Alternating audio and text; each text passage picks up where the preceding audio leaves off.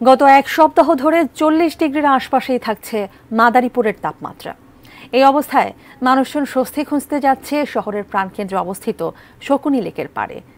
মাদারীপুর থেকে বিস্তারিত তুলে ধরেছেন প্রতিনিধি জহিরুল ইসলাম খান। সারা দেশের মতো মাদারীপুরেও চলছে তীব্র দাবদাহ। বিগত এক সপ্তাহের বেশি সময় ধরে মাদারীপুরের প্রায় দিনই 40 ডিগ্রি উপরে তাপমাত্রা থাকছে।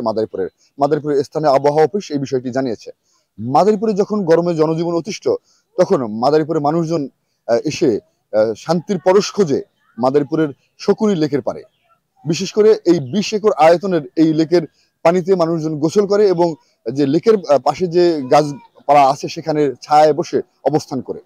এবং এই বিষয়টা আমরা কিন্তু দেখেছি, সকল শ্রেণী পেশার মানুষই কিন্তু এসে থাকে। মাদারীপুরের যে গরমে অতিষ্ঠ হওয়ার পরে বিভিন্ন সময় কর্মজীবী মানুষ তাদের কাজের ফাঁকে এবং এছাড়াও যারা পথচারী তারাও এখানে অবস্থান করে। এছাড়া শহরে যারা যেসব জায়গায় মানুষজন একটু ঘিঞ্জি অবস্থা থাকে, সেখান থেকে শান্তির খোঁজে আসে মাদারীপুরের শকুনি লেকের পাড়ে। এবং আমরা কথা বলছি যে এখানে আসা এক লোকের সাথে, যে কি অবস্থা মাদারীপুরের গরমের সময় লেকের ওখানে কেমন লোকজন থাকে?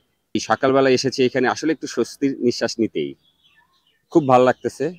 বাসায় প্রচন্ড গরম, রাস্তা দিয়ে হাঁটলে গরমে জামা কাপড় ভিজে যায়। পুরো লেকটার চারপাশে কিন্তু বিভিন্ন বড় বড় গাছগাছালি দিয়ে ঘেরা। এই দীর্ঘ বছর আগে থেকে এই গাছগাছালি ছিল, আবার নতুন করেও বিগত কিছু বছর আগে গাছ লাগানো হয়েছে। সব মিলিয়ে যে মাদারীপুরের মানুষের যে এই তীব্র গরমে শান্তির পরশ খোঁজার জায়গা, বিশেষ করে শহরের মানুষের যে স্বস্তি নিঃশ্বাস ফেলার জায়গা কিন্তু এই মাদারীপুরের শকুনি লেক। মাদারীপুর থেকে এই ছিল আমার কাছে এই মুহূর্তের সর্বশেষ।